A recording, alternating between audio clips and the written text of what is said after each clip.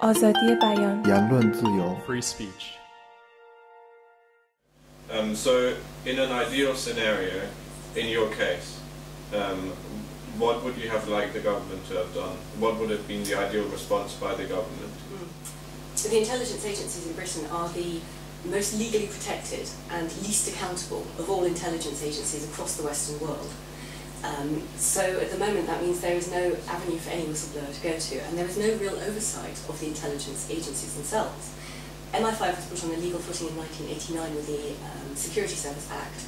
MI6 and GCHQ, which is the listening post, were put on a legal footing under the terms of the 1994 Intelligence Services Act, which is the important act because that also put in place something in Parliament called the Intelligence and Security Committee in Parliament.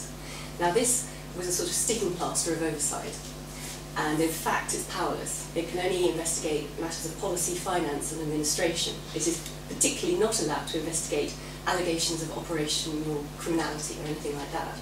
And it has no powers to call for witnesses, it can't cross-examine anyone under oath, and it can't demand to see papers. So there's no real oversight whatsoever.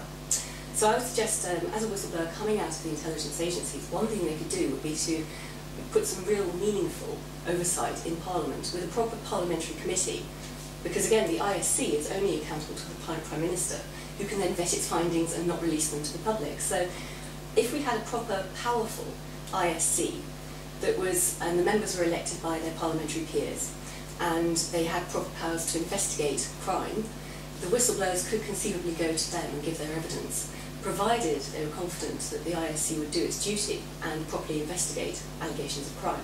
So that would be my first step, perhaps, to opening up the intelligence agencies to meaningful oversight and protect the whistleblowers.